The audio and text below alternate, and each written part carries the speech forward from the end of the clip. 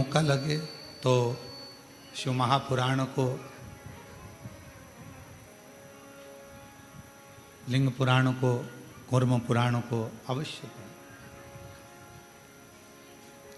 और जब आप पढ़ेंगे, उसको अध्ययन करेंगे, थोड़ा सा ध्यान देंगे तो आपको मालूम पड़ेगा 5 वृक्ष ऐसे हैं जिनके मात्र नीचे से निकल जाने पर भी व्यक्ति को बल प्राप्त हो जाता है। पहले नंबर पर है बेलपत्र का वृक्ष, दूसरे नंबर पर है शमी का वृक्ष, तीसरे नंबर पर है आंवले का वृक्ष, चौथे नंबर पर है पीपल का वृक्ष और 5वें नंबर पर है वट वृक्ष।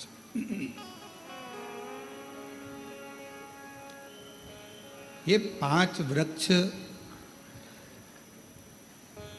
इन वृक्षों की मात्र छांव, इन वृक्षों की मात्र छाया हमको बल प्रदान करती है,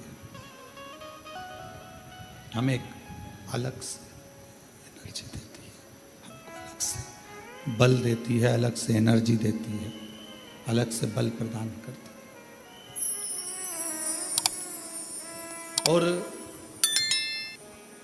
इन वृक्षों के नीचे अगर मान लो कोई 5 minute, 7 minute, 10 minute, 15 minute, 20 minute कोई बैठ गया और वहाँ बैठकर भगवान शंकर के पंचाक्षर मंत्र का नमः शिवाय, षडाक्षर मंत्र का ओम नमः शिवाय या श्री शिवाय नमस्तुभ्यम का जाप या द्वादशाक्षर मंत्र ओम नमो भगवते वासुदेवाय का जप, राम नाम, कृष्ण नाम, शिव नाम का जप यदि कोई मन से इन वृक्षों की वृक्षों की छांव में बैठकर यदि करता है तो उसको उसका फल अवश्य प्राप्त होता है, उसका फल उसे अवश्य मिलता है।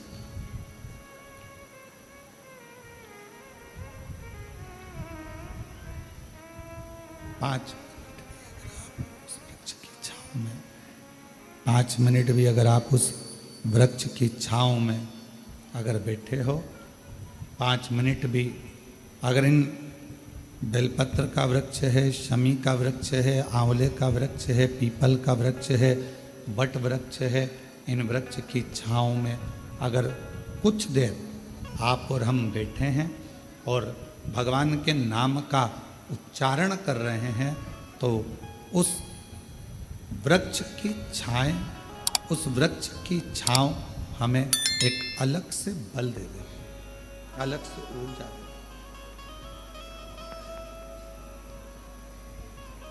और मेरी जीजियों, मेरे जीजाओं, मेरी बेटियों, बेटाओं, मेरी माताओं, मेरे भाई, मेरी बहनों,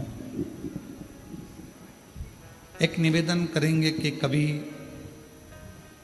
यदि बहुत ज़्यादा रोग शरीर में अगर ग्रसित हो गया और रोग छूट नहीं रहा तो शमी के वृक्ष के नीचे बैठकर या तो भगवान शिव का नाम या भगवान श्री गणेश जी महाराज का नाम, जैसा तुम जप सकते हो, जैसा तुम बोल सकते हो, जैसा तुम भज सकते हो, वैसा भजो, वैसा करो, जैसा तुमसे बन जाए। शंभु शंभु शरणे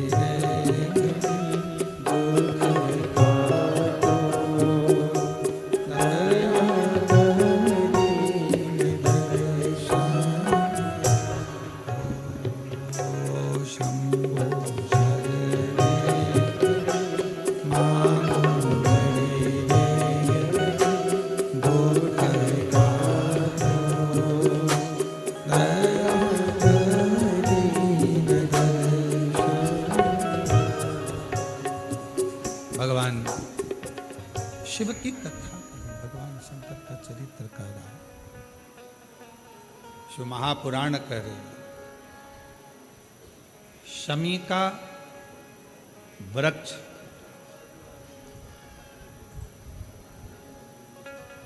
हमारे शरीर में जो रोग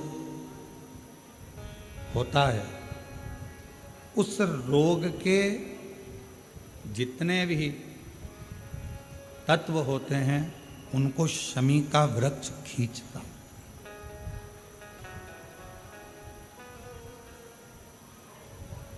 कल एक बहन ने प्रश्न किया कि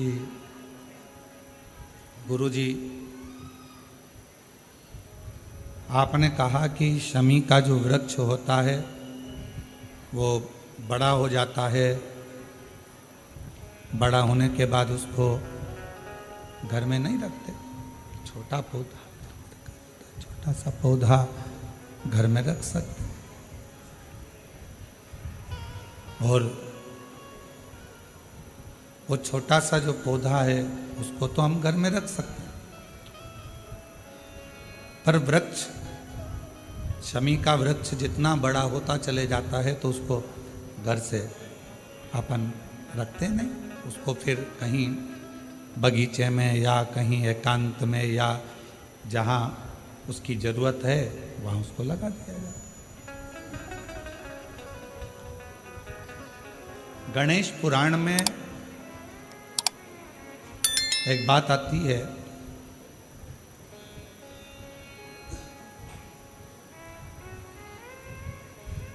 कि शमी का जो वृक्ष होता है वो रोग को खींच लेता, बीमारी को खींचता, तकलीफों को खींचता, दुख को खींचता, शरीर के रोगों को वो खींच लेता। तो शिव महापुराण की कथा में और गणेश पुराण की कथा से एक बात सीखने को मिलती है कि पौधा छोटा रहेगा तो आप उसका पूजन भी कर सकोगे, पत्ते भी ले सकोगे, शिव जी पे भी समर्पित कर सकोगे, और घर के अंदर यदि कोई तकलीफ में है, कष्ट में है, तो उसके दुख को भी वो खींच ले, उसके कष्ट को भी वो खींच ले, उसके कष्ट को, उसके दुख को वो खींच लेता है, उसके कष्ट को, उसके दुख को वो खींच लेता है। पर जैसे ही शमी का पौधा बड़ा हुआ, शमी का वृक्ष बड़ा हुआ, और उस वृक्ष के इर्द गिर्द से अगर कोई निकल कर जा रहा है, शमी के उस वृक्ष के आसपास से, इर्द गिर्द से अगर कोई निकल कर जा रहा है, तो उसके भी रोग को वो खींचता, उसके भी रोग को वो खींचता।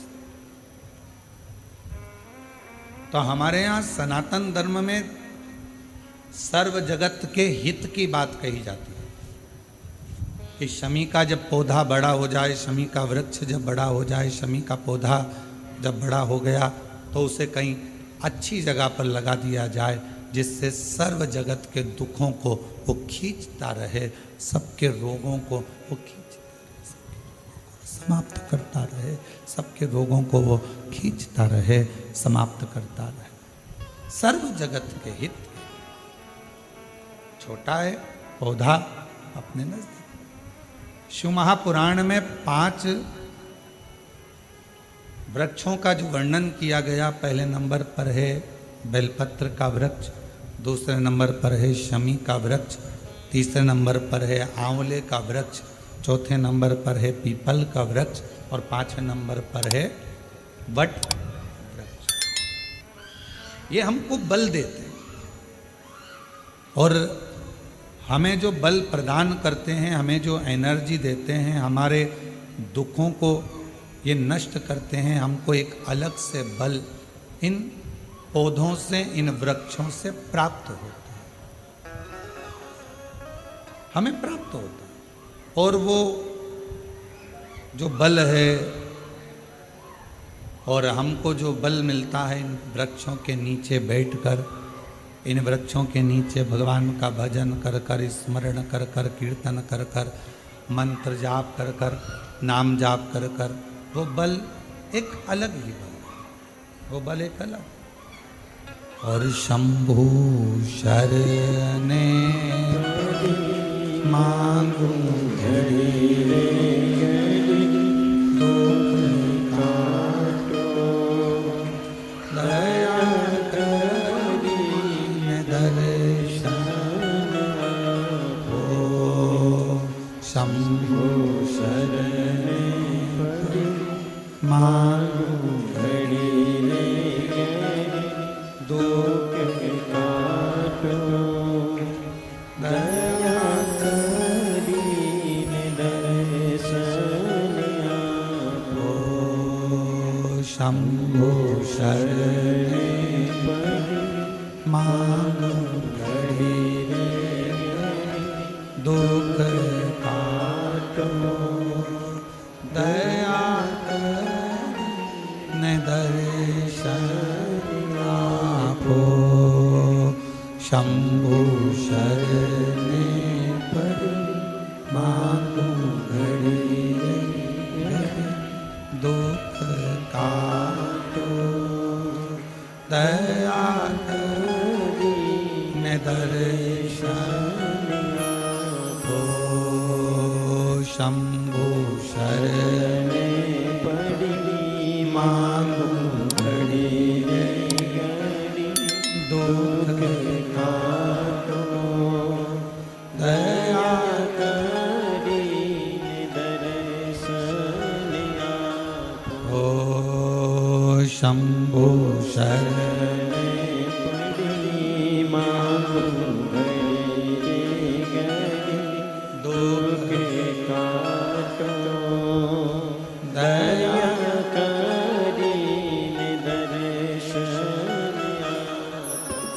तो शमी का जो पौधा है वो हमको एक एनर्जी, एक बल देता, और उस पौधे के नीचे थोड़ा प्रेशर बढ़ा दो। उस पौधे के नीचे जब हम बैठते हैं, भगवत भजन करते हैं, नाम जाप करते हैं, स्मरण करते हैं, तो उसका फल हमको अधिकता में प्राप्त होता है। अधिकता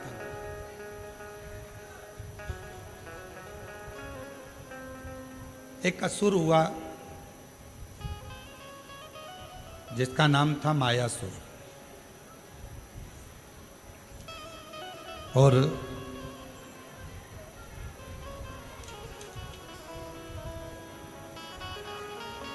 वो बड़ा प्रबल था।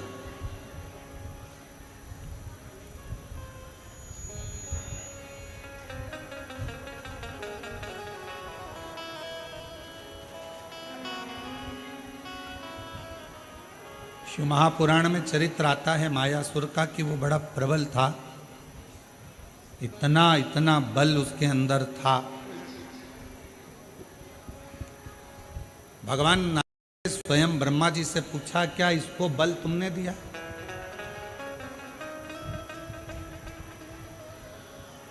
ब्रह्मा जी बोले, नहीं नहीं नहीं, मैंने कोई इसको बल नहीं दिया। फिर को इसको बल भगवान विष्णु जी ने भगवान ब्रह्मा जी ने भगवान विष्णु जी से पूछा, क्या आपने बल दिया इसको? नहीं नहीं, मैंने बल नहीं दिया। बात पहुंच गई भगवान शंकर जी के पास में, और शिव जी से जाकर पूछा, क्या आपने इसको बल दिया? शिव जी बोले, नहीं दिया। इंद्रदेव के पास बात पहुंची, 33 कोटि देवताओं के पास बात पहुंची, क्या इसको बल आपने दिया? नहीं। फिर मायासुर के पास में इतना बल कैसे आ गया?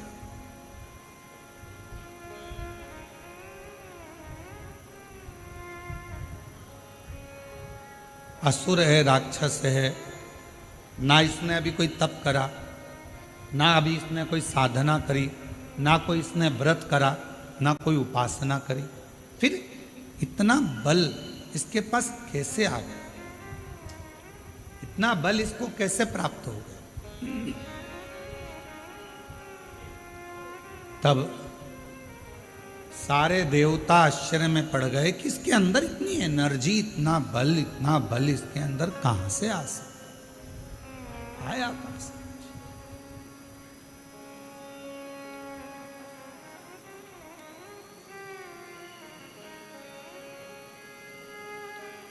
सब देवता तैयारी में लग गए कि मालूम करो कि आखिर इसके पास में बल आ कहां से।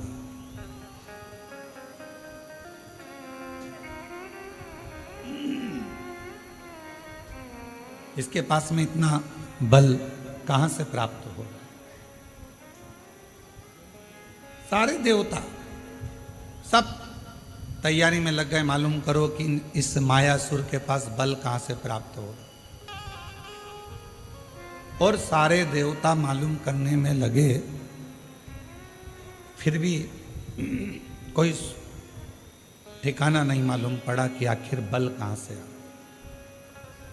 कैसे प्राप्त हो। महीनों निकल गए, पर जितना बल मायासुर के पास था, वो बल और बढ़ता चला, और बढ़ता।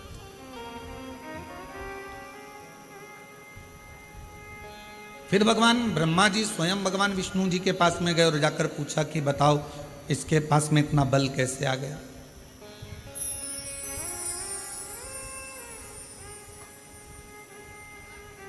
इतना बल इसके पास प्राप्त कैसे हो रहा है? 2 महीना फिर निकले तो फिर बल बहुत बढ़ गया। अब वो मायासुर क्या करता था ये कोई नहीं जान पाया। कहाँ जाकर तप करता था, साधना करता था, व्रत करता था, उपासना करता था, क्या करता था ये कोई नहीं जान पाया। कोई भी नहीं जान। अब आखिरी में देवऋषि नारद के पास में खबर गई। देवऋषि नारद से पूछा कि आप बताओ कि मायासुर कहाँ जाता। मायासुर को जानने के लिए नारद जी ने अपने गुप्तचर लगाए, स्वयं नारद जी जाते रहे पता करने के लिए कि मायासुर ना तो ब्रह्मा जी का भजन कर रहा है, ना भगवान शिव का भजन कर रहा है, ना भगवान विष्णु का भजन कर रहा है, ना इंद्र का भजन कर रहा है, ना किसी देवता का भजन कर रहा है। फिर इसके पास में इतना बल बढ़ कैसे, प्राप्त कैसे हो। नारद जी भी थक गए। एक दिन नारद जी अपने भांजे के पास पहुंचे, पर्वत मुनि के पास, और नारद जी अपने भांजे के पास बैठकर बात कर रहे थे कि मायासुर के पास ना जाने कहां से बल आ रहा है, और वो बल के ऊपर इतना उसको कि जो चाहे वो काम कर लेता। कोई देवता से बल नहीं मांगा उसने, किसी देवता से वर नहीं मांगा, ना बल मांगा, ना देवता से वो वर मांग रहा है, ना बल मांग रहा है, पर उसके पास इतना बल कहां से आ रहा है ये समझ में। किसी ना किसी का तो सपोर्ट है। आप में से कोई व्यक्ति बहुत अकड़ कर बोले, बहुत चिल्ला कर बोले, बहुत अकड़ कर बोले, तो किसी ना किसी का तो सपोर्ट है। तो वो बल कहां से आ रहा। पर्वत मुनि ने कहा कि मैं पता करता, और पर्वत मुनि उस बल का मालूम करने के लिए, मायासुर के पास बल कहां से आ रहा है उसको ढूंढने के लिए पर्वत मुनि भी निकल। देवता नहीं जान पाए, देवऋषि नारद नहीं जान पाए, पर्वत मुनि नहीं जान पाए। आखिरी में नारद जी गए तुमरुका जी के पास में, और जब कोई निर्णय ना निकले, व्यक्ति हर तरह से हताश हो जाए, तब वो शिव महापुराण की कथा में जाकर बैठ जाए तो मालूम पड़ता है कि बल कहां से। शिव महापुराण की कथा आपको मार्ग भी बता देती है, शिव महापुराण की कथा ये भी बता देती है कि बल कहाँ से आ रहा है, और शिव महापुराण की कथा ये भी बता देती है कि बल कहाँ से प्राप्त करना।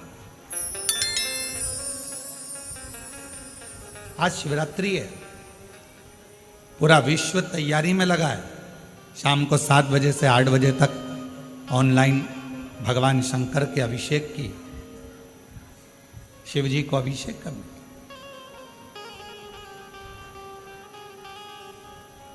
और अगर मौका लगे तो शिव महापुराण की शिवरात्रि की आराधना को एक बार पढ़ना। उसमें वर्णन मिलता है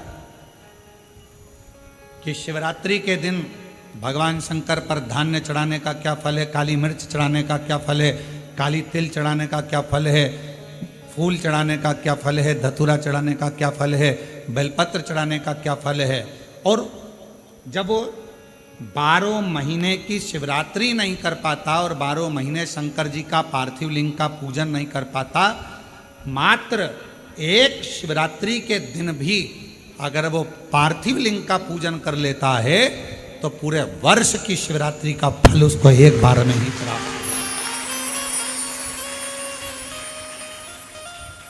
और ये हमारी बात पर भरोसा मत करो, आप तो शिव महापुराण की कथा पढ़ो, उसका अध्ययन करो, गीता प्रेस गोरखपुर के शिव पुराण लेकर आओ, उसको पढ़ो, उसमें आपको मिलेगा। अध्ययन करो।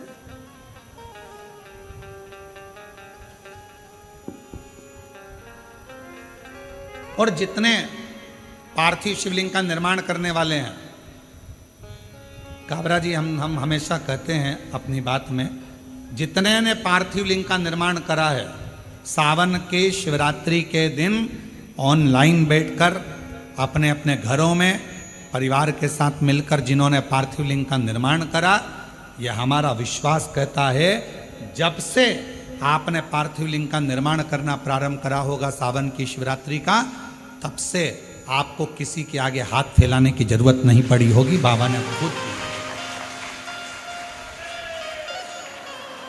आप जितने साल से कर रहे हो, आप अगर 2 साल से कर रहे हो तो 2 साल से अंदाजा लगा कर देखो, आपको किसी के आगे हाथ नहीं फैलाना पड़ा होगा।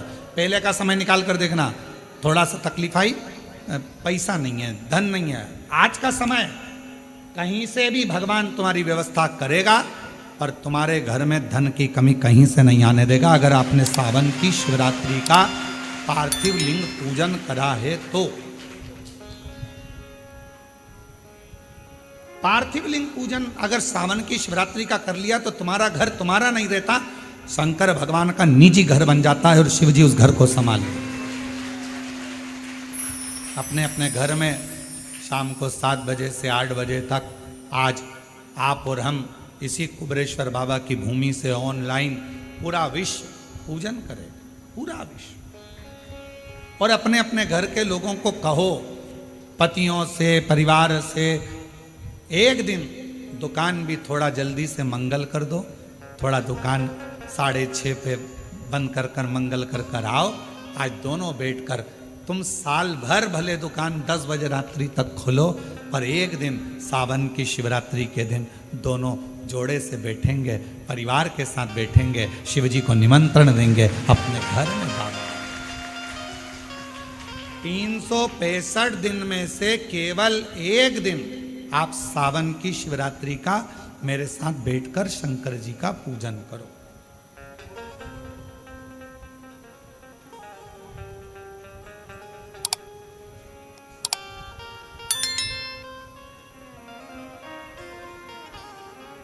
शिव संभाले। और फिर कहते हैं, जिन जिन ने पार्थिव लिंग का पूजन पूर्व में करा है, उसको किसी के आगे हाथ फैलाने की जरूरत नहीं पड़ी। और आज फिर पूरी दुनिया, पूरा विश्व पार्थिव लिंग का पूजन करेगा। और अगले साल तक तुम भी अंदाजा लगा कर देखना कि तुम्हारे को किसी के आगे हाथ नहीं फैलाना पड़ेगा। शिव देव, शंकर देव, बस उसको विश्वास के साथ में भजो, उसको भरोसे के साथ में भजो। और जब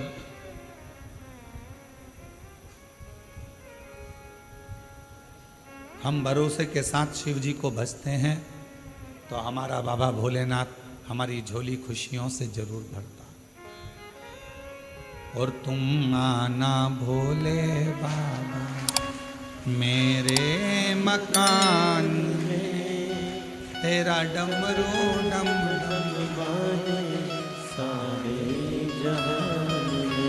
आज बाबा से कहना, तुम आज मेरे घर में रहना, मेरे घर में जितना दुख है, तकलीफ है, कष्ट है, बीमारी है, जो जो परेशानी है, आज मैं जब पार्थिव लिंग का पूजन करूं, पार्थिव लिंग का निर्माण करूं और ऑनलाइन साथ में बैठकर भगवान की भक्ति करूं, भगवान का भजन करूं। भले मोबाइल को चालू कर कर, टीवी को चालू कर कर, वॉल्यूम तेज।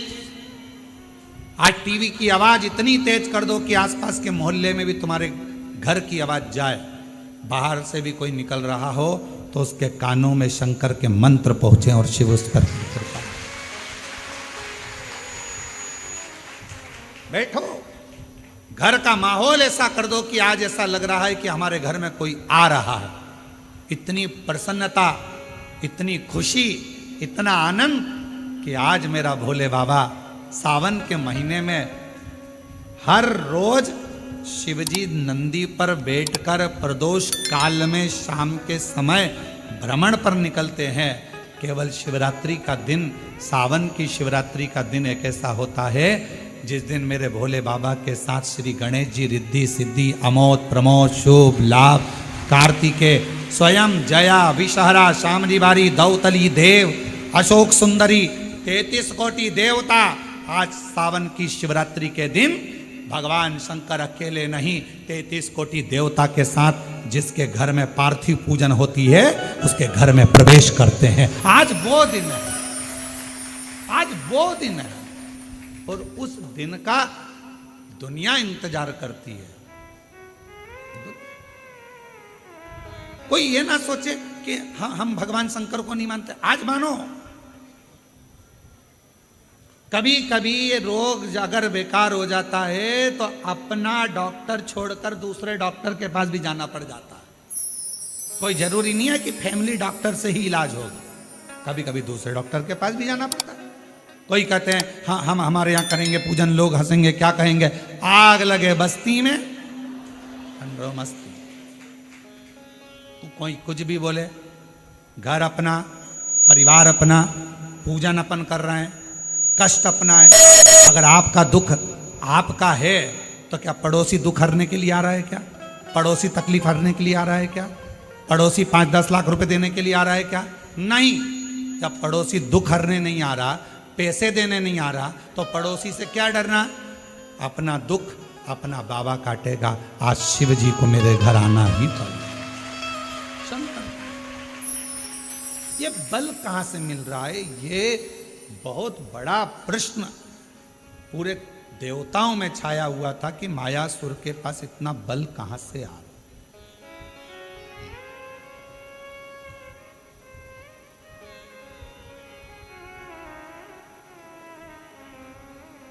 और गुप्ता बहन जी, कल आप नहीं आई थी तो आपकी बेटी हैं, तो हमने उनसे कहा था क्यों नहीं आई, तो कहा थोड़ा स्वास्थ्य नरम गरम चल रहा है। तो हमने कहा उनसे कहना कि कथा में आएंगी तो बल अपने आप मिल जाएगा, चिंता ना करें।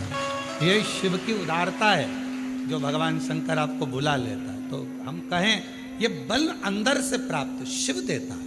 और आपकी बेटी को भी धन्यवाद है जो पूर्ण तरह से आपको हाथ पकड़ कर लेकर आ जाती है। साधु का ये बल है हमारे भीतर।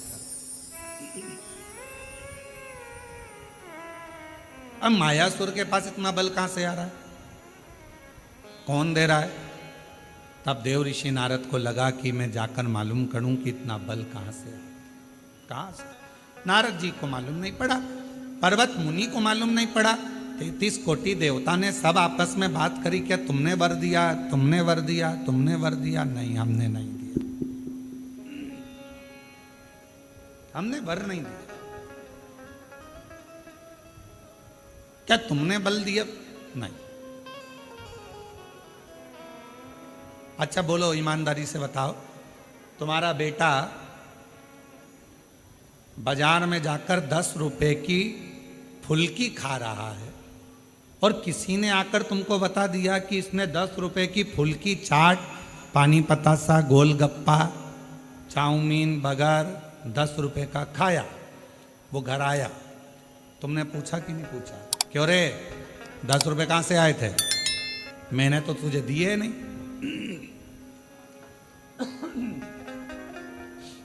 मैंने तो तुझे पैसे दिए। पत्नी ने पति से पूछा, क्यों, क्या तुमने दिए? नहीं। क्यों बड़ी भाभी आपने 10 रुपए दिए क्या? नहीं। जीजी आपने? नहीं। देवर जी आपने? नहीं। जेठ जी? नहीं। पर बिना 10 रुपए के तो ये गोलगप्पा नहीं खा सकता। अब 10 रुपए इसके पास आए कहां से? मतलब कहीं ना कहीं से 10 रुपया तो मिला है। मायासुर के पास में इतना बल कहीं ना कहीं से तो आ रहा है। ना इंद्र ने दिया, ना भगवान ब्रह्मा जी ने दिया, ना विष्णु जी ने दिया, ना शिव जी ने दिया, ना देवी ने दिया, ना देवता ने दिया, ना गणेश जी ने दिया, ना 33 कोटि देवता ने दिया। फिर ये बल आया कहां से? आया तो है कहीं ना कहीं से तो प्राप्त हुआ। कहां से आया? बेटे के पीछे मां लग गई। 10 रुपए आए कहां से? आए कहां से?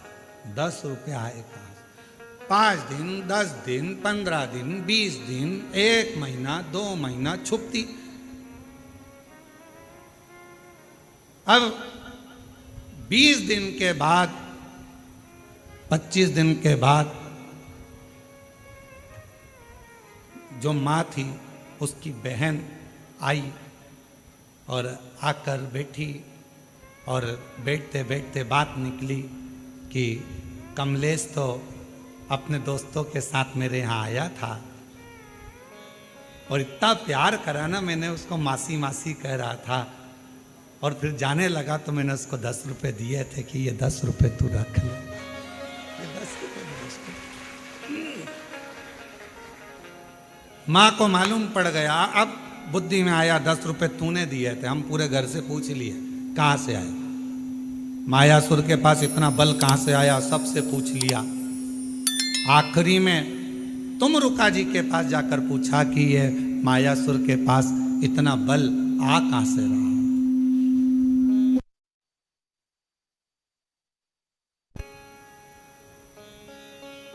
ये मायासुर के पास इतना बल आ कहां से?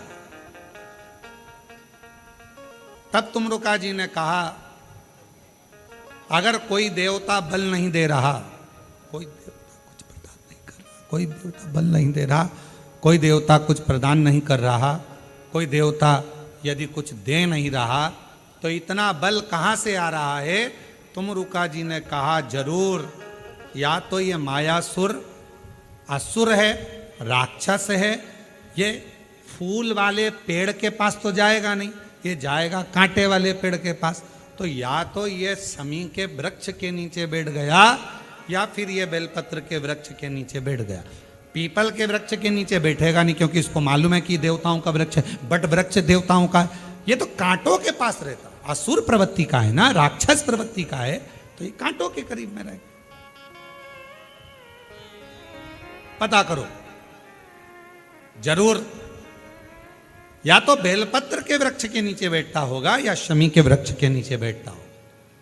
अब देव ऋषि नारद ने मालूम करना प्रारंभ करा और मालूम करते करते आखिरी में यह देखा गया कि शमी के वृक्ष का एक वन था।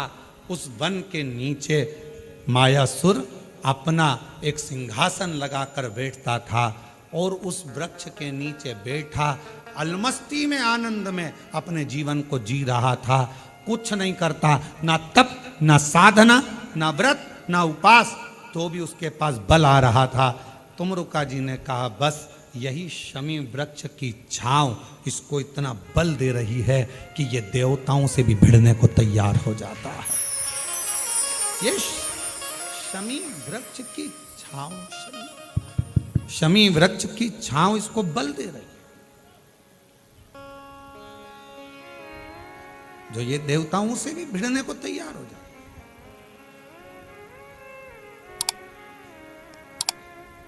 गणेश पुराण में आता है कि शमी वृक्ष की पत्ती को जब कोई नारी, पुरुष, बच्चा, बूढ़ा, जवान उस शमी के पत्ते को बेलपत्र के साथ लेकर जब शिवालय तक जाता है, जितनी देर तक वो शमी का पत्ता उसके हाथ में रहता है, जितनी देर तक शमी का पत्र उसके घर में रहता है, जितनी देर तक शमी का पत्र उसके स्पर्श में रहता है, उतने उतने शरीर के रोग दुख ताप काट देता है और उसे अलग से बल प्रदान कर देता है। शमी पत्र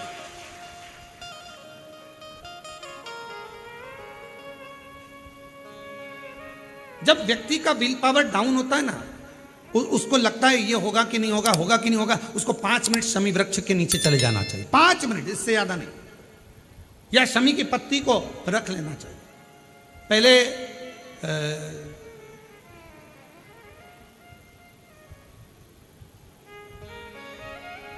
वो स्थान का ध्यान नहीं आ रहा है स्मरण में, पहले एक नियम चलता था, आप लोगों के जिंदगी में भी, आपका भी बुढ़ापा आया होगा, आप भी युवान अवस्था में आए होंगे, कभी तो स्कूल गए होंगे, कभी तो पढ़ने गए होंगे। सबसे पहले अगर हमारे विद्याध्ययन को निकालेंगे तो हमारे यहाँ एक नियम चलता था कि शमी की पत्ती को किताब के अंदर उसको विद्या के रूप में रख लिया जाता था। बाद में ये नई नई डिजाइन की पत्ती आ गई तो विद्या का पेड़ पैदा कर दिया इनने। अब वो विद्या का पेड़ पैदा कर दिया तो विद्या को रखने लगे। विद्या की पत्ती को लोग शमी की पत्ती समझने लगे, क्योंकि उसमें भी ऐसी पत्तियां निकली रहती है और शमी की पत्ती भी ऐसी ऐसी निकली रहती है। तो पहले नियम था कि किताब के अंदर शमी की पत्ती को रख लेते थे और कहते थे इसमें विद्या है, इसमें विद्या है। विद्या का मतलब क्या, उसको बल मिलता था, एनर्जी मिलती थी। एग्जाम में बैठता, कंपटीशन एग्जाम में बैठता, जब वो कोई इंटरव्यू देने के लिए बैठता या टेस्ट देने के लिए बच्चा बैठता तो वह खुश होता था, मेरी किताब में शमी, मेरे किताब में विद्या रखी है। विद्या से मतलब आज के जमाने में लोग विद्या का पेड़ की पत्ती रख लेते हैं, पर रखते क्या थे, जम के बोलो, शमी की पत्ती। रखी क्या जाती थी, शमी की पत्ती। और वो शमी की पत्ती क्या देती थी, उस बच्चे को बल देती थी, एनर्जी देती थी।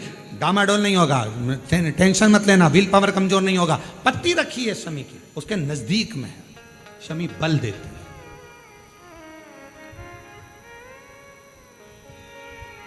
जो ये ऑनलाइन कथा चल रही है, ये शमी मंदार शिव महापुराण की कथा चल रही है, शमी कथा। और बहुत सावधानी से इसका स्मरण करिएगा कि एक शमी के वृक्ष की पत्ती कितना बल देती, कितना बल।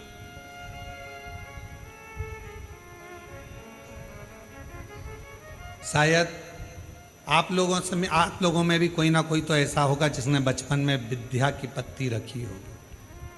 वो विद्या की पत्ती बाद में आई होगी, पहले थी वो शमी की पत्ती। कौन कौन ने रखी, जरा। हमने तो रखी, हमने भी रखी। वो पत्ती तोड़ कर रख लेते थे, उसमें विद्या बढ़ेगी, विद्या बढ़ेगी। विद्या बढ़े मतलब बल बढ़ेगा, अपने अंदर एनर्जी आती, बल आता। अब उसको लोग आजकल विद्या की पत्ती अलग से आने लगी तो लोग उसको विद्या की पत्ती तोड़ने लगे, नहीं तो रखते थे वो शमी की।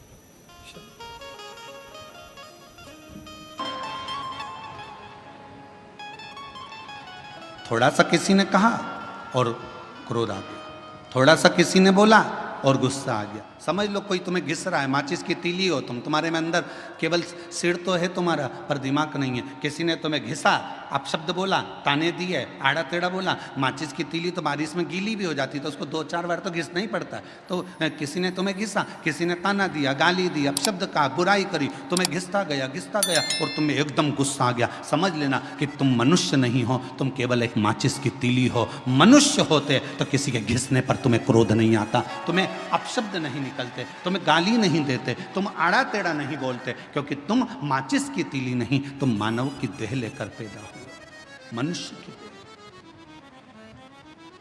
मानव हो तुम। कोई बोल भी दिया आड़ा टेढ़ा, कोई कह भी दिया अपशब्द, कोई बोल भी दिया, ताने भी दे दिया, किसी ने आड़ा टेढ़ा भी कह दिया, अपशब्द भी कह दिया, कोई बात नहीं। समय का थोड़ा सा इंतजार करो, थोड़ा सा।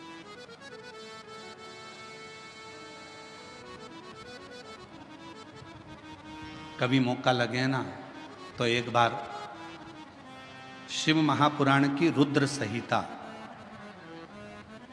अवश्य पढ़िएगा। और कभी अगर मौका मिल जाए तो कुर्म पुराण का 26वें नंबर का अध्याय जरूर पढ़िए।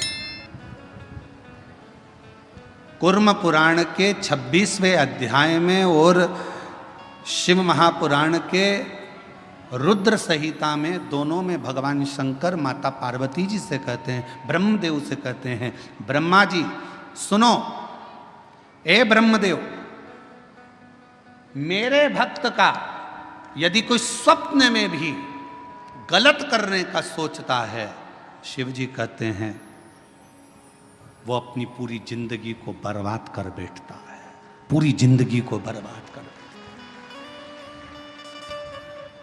यदि आप शंकर भगवान का भजन कर रहे हो, शिव जी को एक लोटा जल चढ़ा रहे हो, शंकर भगवान का अनुमोदन कर रहे हो, शिव जी का गुणगान कर रहे हो, शंकर जी की कथा का रसपान कर रहे हो, शिव भक्ति में डूबे हुए हो, शंकर जी के नाम में डूबे हुए हो, शंकर जी की भक्ति में डूबे हुए हो, शिव स्मरण में डूबे हुए हो, शंकर भगवान की कथा में डूबे हुए हो, भगवान की अविरल भक्ति में डूबे हुए हो, और यदि कोई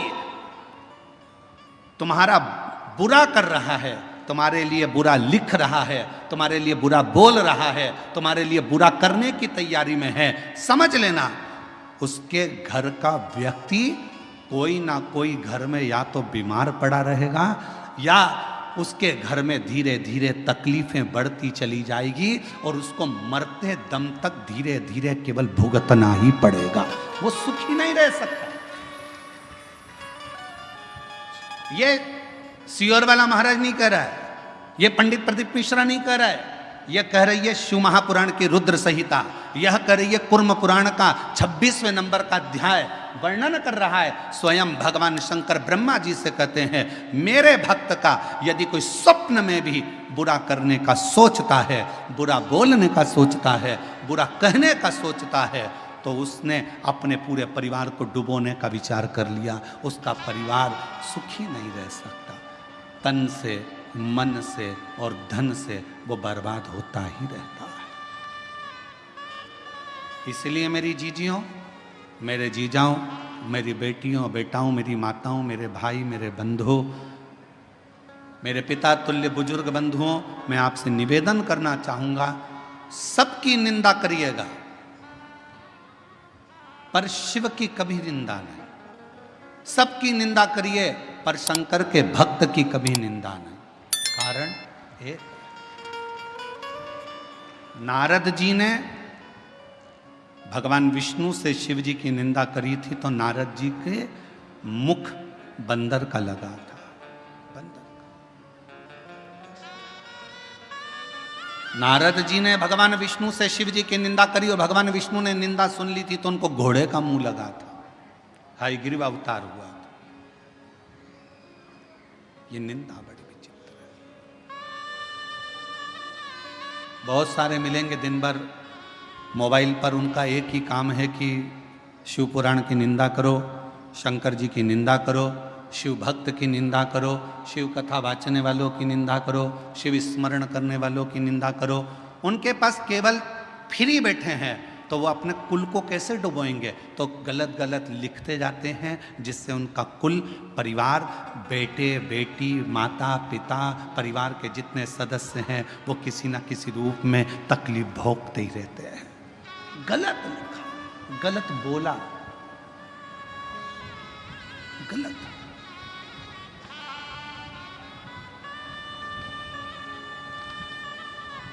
अच्छा, एक बात पूछें आपसे, सब उत्तर देना। कोई व्यक्ति की लड़ाई हो गई किसी व्यक्ति से, और तुम पास में खड़े थे, और खड़े होकर तुमने केवल इतना सा कहा, दे 2-4 और दे, बोलो केस बनेगा कि नहीं बनेगा तुम पर? अरे जम के तो बोलो, बनेगा ना। क्यों बनेगा? तूने प्रोत्साहन दिया, तुझे बोलना था बंद कर, पर तूने कहा दे और दे, 2-4 और दे। तुमने उसको प्रोत्साहन दिया कि मार, इसलिए मारने वाले से ज्यादा ज्यादा केस, ज्यादा ज्यादा धाराएं, जिसने प्रोत्साहन दिया दे 2-4, उस पर ज्यादा धाराएं लगती हैं। उसको ज़्यादा परेशान किया जाता है, उस पर ज़्यादा केस चलता है। उसी तरह मोबाइल पर किसी ने कुछ लिख दिया, तुमने उसमें कमेंट्स कर दिया, तुमने उसमें उसका साथ दे दिया और वो बड़े मुस्कुराकर तुम उसका साथ दे रहे हो। याद रखना, उसके यहाँ देर है अंधेर नहीं है, एक ना एक दिन ऐसा दंड देगा कि तुम्हें भोगना पड़े। कोई गलत लिख रहा है, डिलीट हो जाओ, ब्लैक लिस्ट में डालो, खत्म। फुल एंजॉय की जिंदगी जियो, हम शिव के शिव हमारे, हमें क्या करना। आग लगे बस्ती में अपन रहो मस्ती में। कोई तुमको ज्यादा ताना दे, कितनी बनठन के निकलती है, तो दूसरे दिन कांजीवरम की साड़ी लाओ, बनारसी और बेहतरीन पहन के निकलो।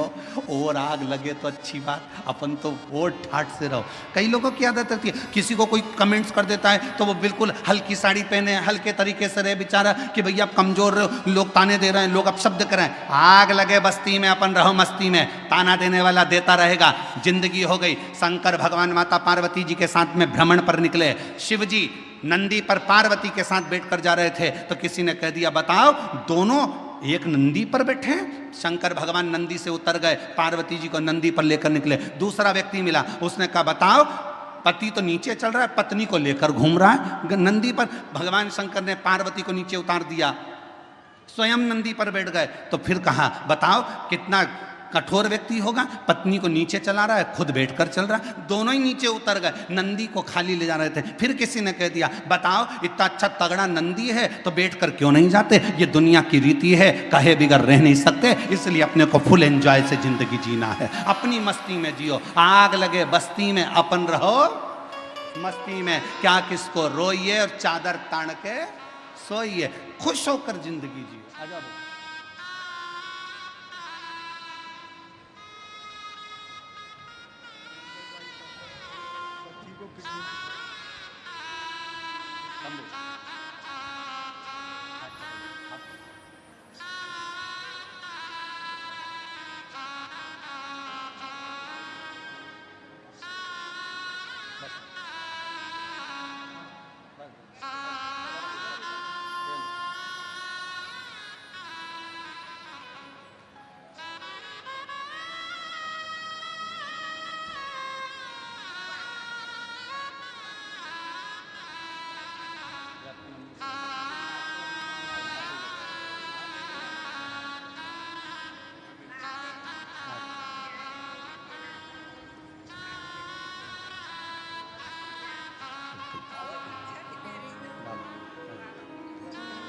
यही बच्ची है जिसकी किडनी बचपन से ही बेकार थी। डॉक्टर ने किडनी बदलने का कह दिया था, ऑपरेशन का। और नासिक की कथा को श्रवण करने के बाद बाबा पर भरोसा कर कर शिव पर आश्रित हुई और शिव जी की कृपा से डॉक्टर ने कह दिया, किडनी ने काम करना चालू कर दिया, दवाई गोली बंद हुई और बाबा की कृपा से स्वस्थ हुई। एक बार जोरदार ताली बजा साहब। शंभु शरणे पड़ी मांगू घड़ी रे घड़ी, दुख काटो दया करी दर्शन आपो। ओ शंभु शरणे पड़ी मांगू घड़ी दुख काटो दया करी दर्शन आपो। भगवान शिव की कथा कह रही है, थोड़ा इंतजार रखिए, थोड़ा सब्र कह दो, बोलने। और फिर निवेदन करूं इस बैजापुर की बेलपत्र शिव महापुराण की कथा से, 33 कोटि देवताओं में और देवियों में सबसे ज़्यादा यदि किसी को सुनने को मिला है तो माँ पार्वती और देवाधिदेव महादेव को सुनने को मिला है।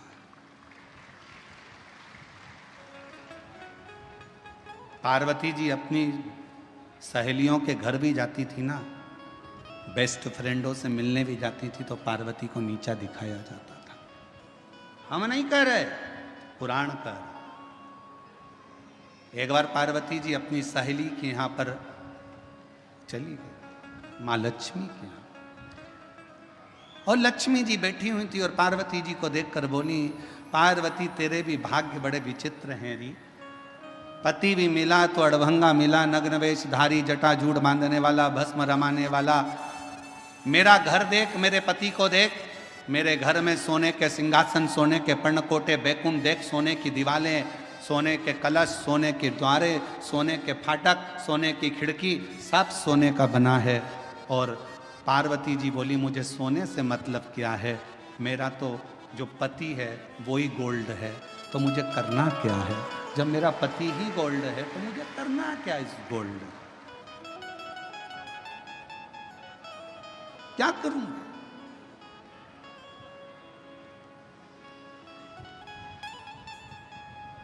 मेरा तो पति ही गोल्ड।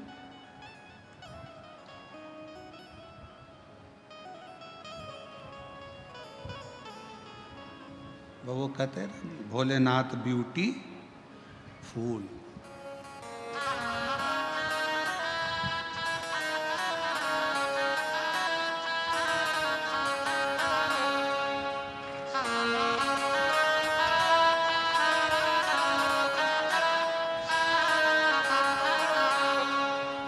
सिर पे गंगाधारी,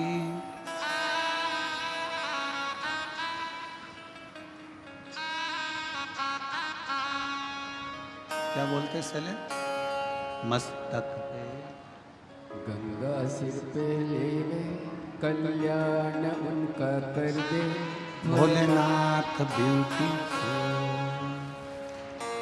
गंगा सिर पर ले ले, कल्याण वो कर दे, भोलेनाथ ब्यूटीफुल।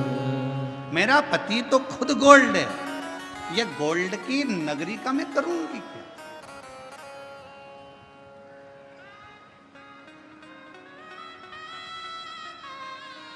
पति की निंदा करी, पार्वती जी से सहन नहीं हुआ, पार्वती जी चली। शिव जी के पास पहुंची तो भगवान शंकर तो समाधि में लीन थे, पार्वती जी एकदम धमक के शिव जी के पास तेजी में बैठ गई। पत्नी के हाथ के बर्तन मांजते मांजते गिरने लगे, बर्तन की आवाज तेज आने लगे, तो पति को समझ लेना चाहिए कि जरूर कोई बात है, कोई बात जरूर है, आवाज आ रही। पार्वती जी धम्म से बैठी, शिव जी समझ गए कोई बात जरूर है। क्या हुआ है? पार्वती जी से पूछूंगा तो अभी विवाद छिड़ जाएगा, तो भोलेनाथ बोले कुछ नहीं, थोड़े से उधर खसक गए। जैसे ही खसके तो पार्वती जी और उधर खसक गए। शिव जी ने सोचा बात कुछ ज्यादा ही बड़ी है, तो शिव जी और उधर खसके तो पार्वती जी और खसक गए। अब शिव जी तो कुछ बोल नहीं रहे थे, जब इतनी सारी लीला हो गई, झाड़ू को बार बार झड़ा रही है, कपड़ा झड़ा रही है, कहीं कमरे में पति लेटा हुआ था, खूब चद्दर को झटक रही है, जानकार करके हरकत कर रही, तो फिर पति को पूछना तो चाहिए ना। पति पूछे नहीं तो पत्नी का गुस्सा और बढ़ते चले जाता है, और फिर धीरे धीरे वो गुस्सा कहां पर जाता है? बच्चों पर। अपना बैग सही जगह पे रख, हट यहां से, उठा। और तुम्हारे पिताजी की नौकर नहीं लगी हो कि टिफिन यहां पटक दिया, बैग वहां पटक दिया, जूते यहां पटक दिया, उठाओ अपने अपने जूते। नहीं उठाना, जा रख। इतने में वो सो रहा था, धीरे से चद्दर में से झांक के देखा,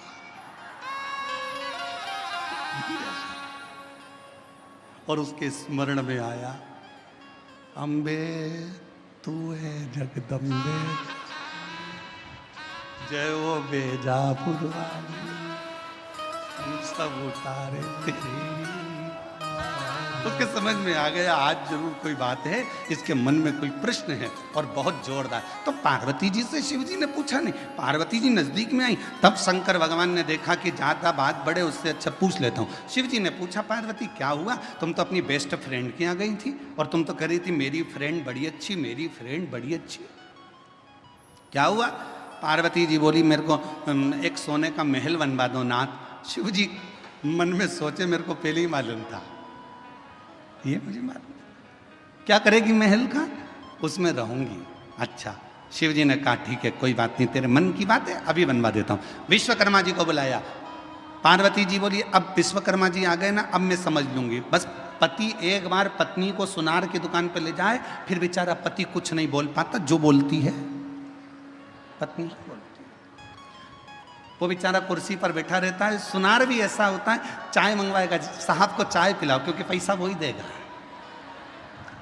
साहब को चाय पिला, चाय पिला। पत्नी को सामने बिठाएगा, हाँ जी बताओ, ये 4 अंगूठियां हैं, ये हाफ सेट है, 1 तोले में ये भी आ सकता है, 1.5 तोले में ये आ सकता है, 2 तोले में ये आ जाएगा। इतने में पत्नी ने जो गले में पहन के देखा,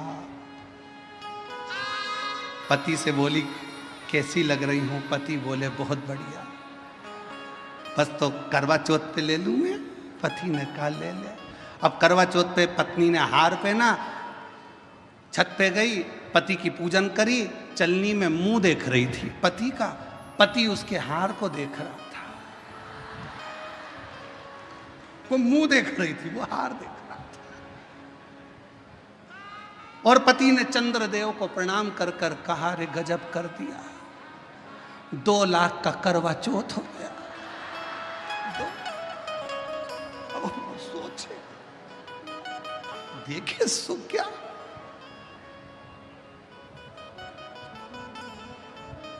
और जैसे ही पत्नी ने सिर पे पल्लू लेके फिर पति के, अरे बोलो तो, पति के, ये पति के चरण छू रही थी। पति चंद्रदेव को प्रार्थना कर रहा था, जैसे आज छू रही है, रोज क्यों नहीं कर देता। ऐसी कृपा। अब शिव जी ने कहा मैं बुलवा देता हूँ, लाओ। विश्वकर्मा जी को बोला, विश्वकर्मा जी आओ जरा। जैसे विश्वकर्मा जी आए, कह दिया पार्वती जी ने, अब मैं बता देती हूँ कैसा। और बनवा दे रे भोला सोने की एक नगरिया, बनवा दे रे भोला सोने की एक, सोने के पर्ण कोटे जिसमें सोने की अटरिया, सोने के पर्ण कोटे जिसमें सोने की अटरिया, बनवा दे। हमारे बीच में माननीय रेल मंत्री जी के अंदर से श्री राव साहब जी पधारे हैं। एक बार जोरदार ताली बजाकर स्वागत वंदन। जोरदार ताली बजाकर स्वागत करें माननीय रेल मंत्री जी का, जो हमारे बीच में पधारे हैं।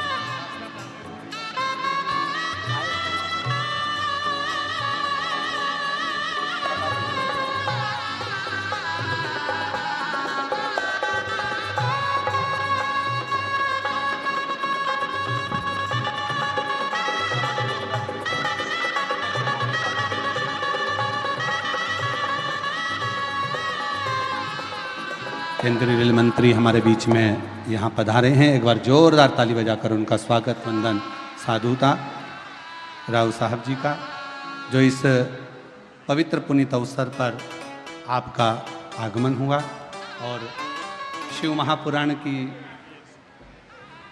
पवित्र पावन कथा का लाभ आप और हमको यहाँ प्राप्त हुआ।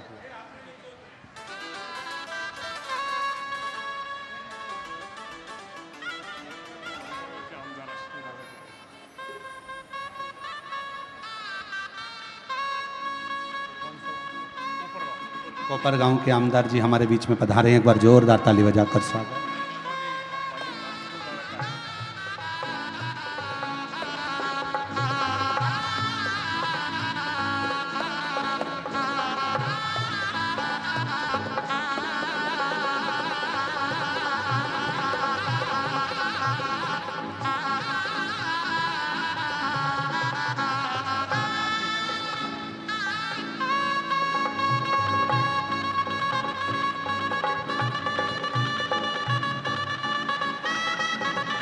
बनवादिर भोला सोने की एक अटरिया, बनवादिर भोला सोने की एक अटरिया, सोने की एक अटरिया, बनवादिर भोले सोने की एक अटरिया, बनवादिर भोले सोने की एक बार माननीय रेल मंत्री जी के लिए और सांसद महोदय के लिए जोरदार ताली बजाकर स्वागत वंदन अभिनंदन। आप इस पवित्र पावन अवसर पर शिव महापुराण की कथा के इस पवित्र अवसर पर पधारे, उसके लिए साधुता शिव कृपा। बनवादिर भोला सोने की एक नगरिया, बनवादिर भोला सोने की एक अटरिया, सोने की एक नगरिया, सोने की एक नगरिया, बनवादिर भोला सोने की एक नगरिया, बनवादिर भोले सोने की एक नगरिया, सोने के पर्णकोट सुहावे सोने की हो कुटिया, सोने के पर्णकोट सुहावे सोने की झोपड़िया, सोने के पर्णकोट सुहावे सोने की हो कुटिया, सोने के पर्णकोट सुहावे सोने की हो कुटिया, बनवादिर भोला सोने की एक नगरिया, बनवादिर भोले सोने की एक नगरिया। शिव जी से प्रार्थना करी, विश्वकर्मा जी का आगमन हुआ और विश्वकर्मा बाबा ने पार्वती जी जैसा जैसा बोली, भगवान विश्वकर्मा जी ने वैसी वैसी नगरी बसा दी। अब नगरी तो बस गई, उद्घाटन की बारी आ गई। सबको निमंत्रण भेजे तो पार्वती जी ने सबसे पहला निमंत्रण भगवान विष्णु के यहाँ लक्ष्मी जी को भेजा। अपशब्द उन्हीं ने कहे थे, ताना उन्हीं ने दिया था, आड़ा टेढ़ा उन्हीं ने कहा था,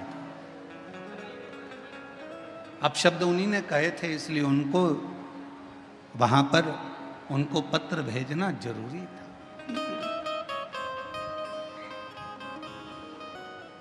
सब कुछ हुआ, सब कुछ।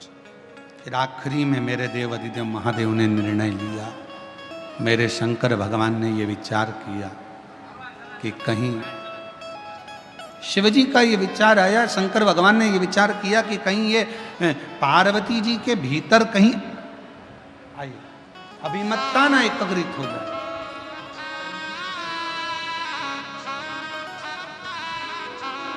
माननीय सांसद महोदय श्री चंद्रकांत जी खेरे जी हमारे बीच पधारे हैं। एक बार जोरदार ताली बजाकर उनका स्वागत वंदन अभिनंदन।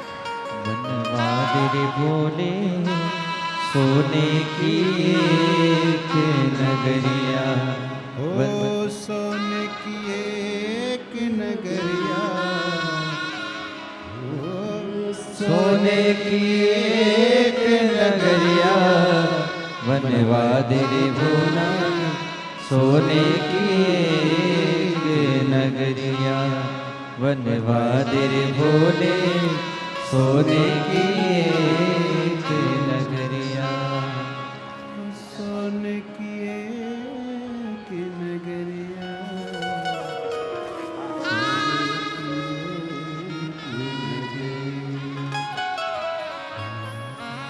सोने की एक नगरिया, सोने की एक नगरिया, बनवादिर भोला सोने की एक नगरिया, बनवादिर वनवादिर भोला सोने की एक नगरिया। शिव कथा कह रहे हैं, भगवान शंकर का संवाद कर रहा है। शिव महापुराण की कथा कहती है, शिव जी को लगा कि पार्वती जी के भीतर कहीं थोड़ा सा अहम ना आ जाए, और यदि ये अहंकार आ गया तो फिर हमारी तप साधना तो बेकार हो गई। तब लंकापति रावण के पिता श्री विशर्वा जी ने पूजन करी, और शिव जी ने ऐसी बुद्धि विशर्वा जी की कर दी कि विशर्वा जी ने जब पूजन पूरी हो गई, मकान की वास्तु पूरा हो गया मकान का, तब विशर्वा जी ने वही मकान दक्षिणा में मांग लिया कि ये मुझे दक्षिणा में दे दीजिए, इसको मैं रखना चाहता हूं, ये मुझे।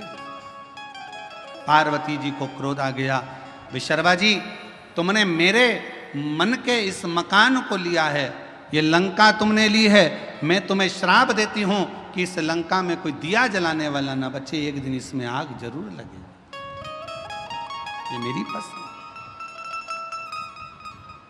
शिव कथा कर रही है। 3 कहने मेरे भगवान शंकर ने कहे हैं। पहला विश्वास, दूसरी जम के बोलो मेहनत, और तीसरे नंबर पर है सब्र। ये जब 3 गहने हमारे पास में रहे तो जीवन का सुख अपने आप प्राप्त होता। और शिव तो शिव है, कुछ नहीं रखते अपने पास में, सब देते। बस आप उसके नाम का स्मरण करते चलो, उसको पुकारते चलो, श्री शिवाय नमस्तुभ्यं कहते चलो।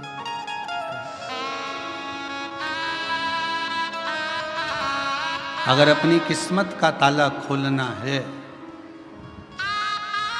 भगवान शिव का स्मरण करते चलो।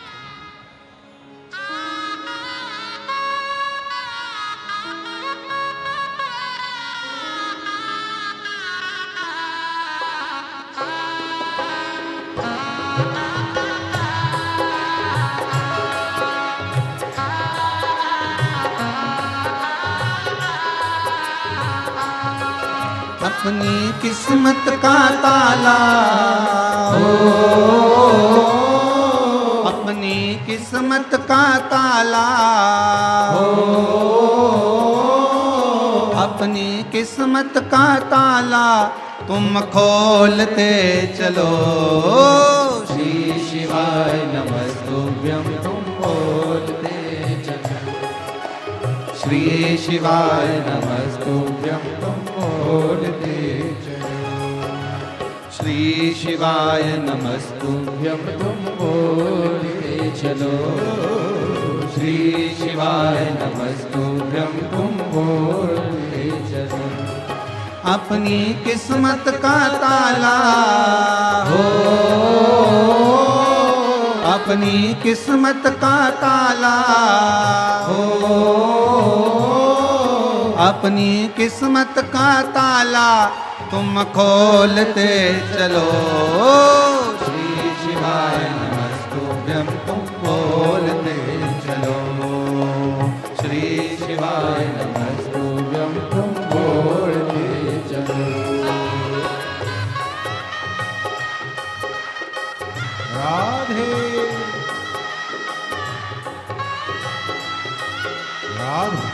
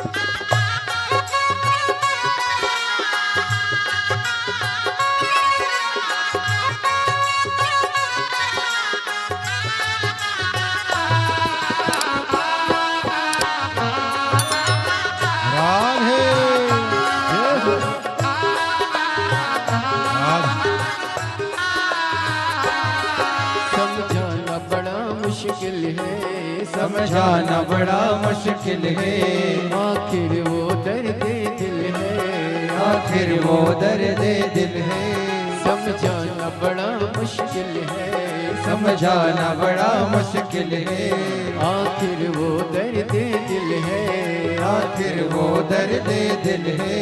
सच्चा दरबार लगा है ये भोले की महफिल है, सच्चा दरबार लगा है ये भोले की महफिल है, सच्चा दरबार लगा है ये भोले की महफिल है, सच्चा दरबार लगा है ये भोले की महफिल है। नैनों को भोले बाबा का नैनों को डमरू वाले का नैनों को भोले बाबा का दीदार चाहिए, वो काशी रहने वाला भोलानाथ चाहिए, वो काशी रहने वाला भोलानाथ चाहिए। अपनी किस्मत का ताला हो अपनी किस्मत का ताला तुम खोलते चलो, श्री शिवाय नमस्तुभ्यं तुम बोलते चलो, श्री शिवाय नमस्तुभ्यं तुम बोलते चलो।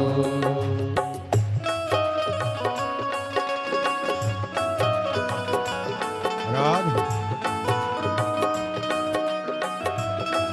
हरि बोल।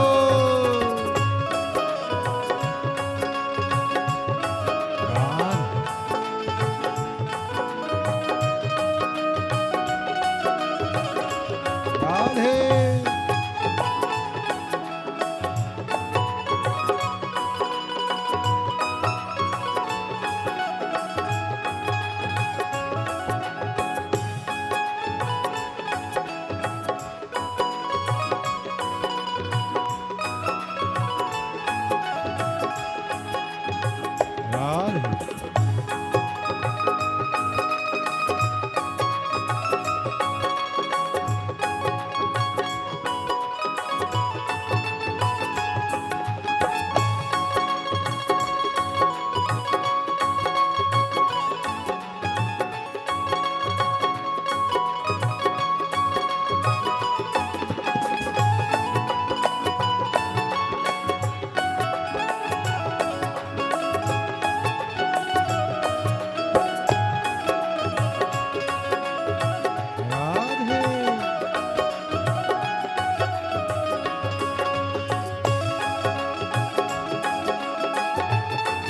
राधे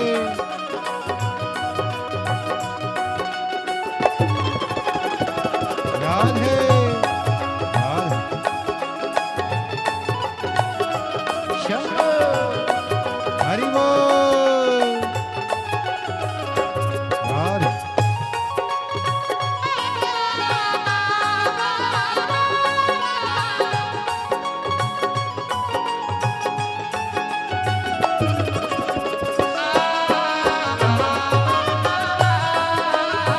राधे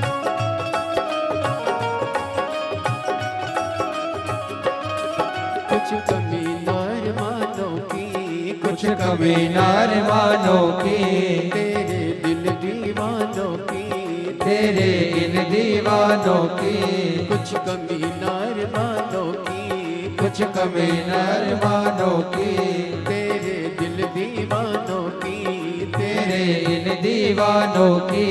मुझको मदहोश बनाए कटार तेरे नैनों की, मुझको मदहोश बनाए करतार तेरे नैनों की, ओ मुझको मदहोश बनाए कटार तेरे नैनों की, मुझको मदहोश बनाए करतार तेरे नैनों की।